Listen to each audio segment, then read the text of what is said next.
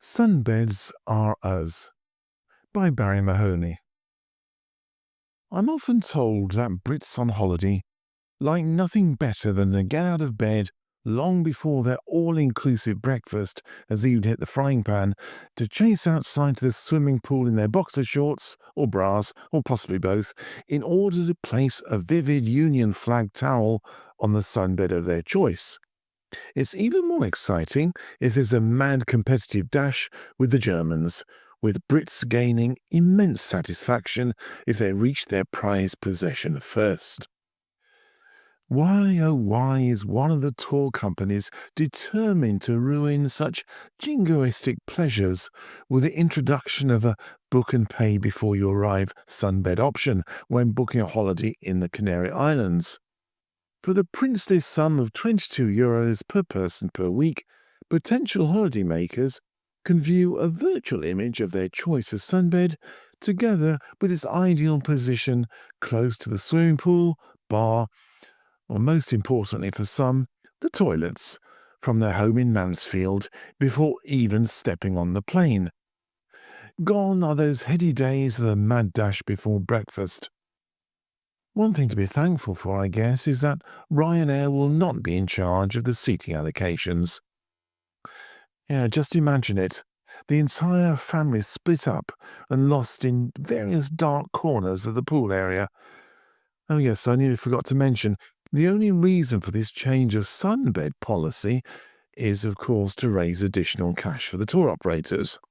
After all, their senior executives are anticipating a hefty pay increase on the back of it, and an additional charge of £176 for a family of four staying for 2 weeks is not to be sneezed at. Maybe now they can also employ someone to give the sunbeds a good scrub down from time to time. Spoil sports or what? Personally, I have little time for sunbeds, mainly because of the dubious sticky residue that's often lingering after the visit of the previous guest. I also get very bored quite easily, and lying on a sunbed for more than 30 minutes is not my idea of a good time. Would I select a sunbed close to a swimming pool anyway? Certainly not. As someone who has spent a good part of an earlier career looking after a primary school swimming pool, I know only too well what goes into them, and it has very little to do with pre-packaged chemicals. I shall never forget that heady smell of the mixture of chlorine and urine, and as a result, I now do my utmost to avoid swimming pools of any kind. I also have a problem with Madge and her family.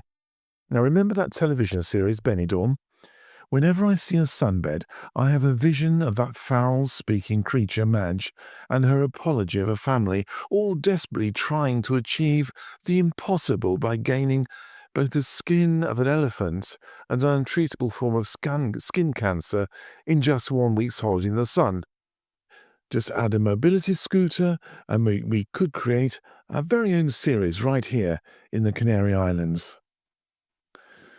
I guess that I should now mention Brexit, but only in very hushed tones, of course, since people can be very sensitive about such comments. I hear that the Germans have had this option of pre-booking a sunbed for many years. Now, you really must hand it to them. First-class organisers, as well as VWs and sausages. Now for the bad news. Rumour has it that the new book a sunbed before you fly option will only be available until Britain leaves the European Union. After that, it'll be a point of serious negotiation and strategic compromise. But my sources in Brussels tell me that the likelihood of maintaining this advantage will be dependent upon a satisfactory trade deal.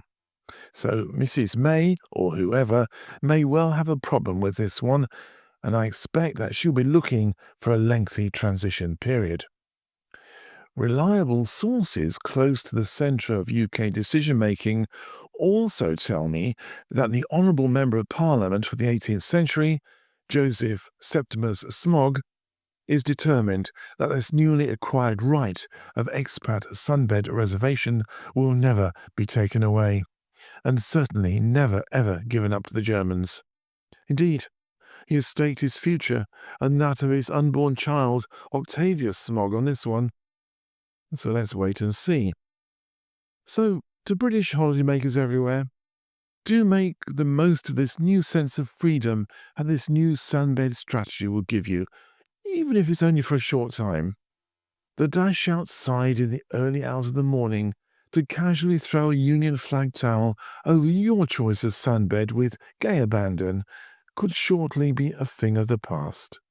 Brits can now wake at a sensible time and enjoy their all-inclusive breakfast in peace.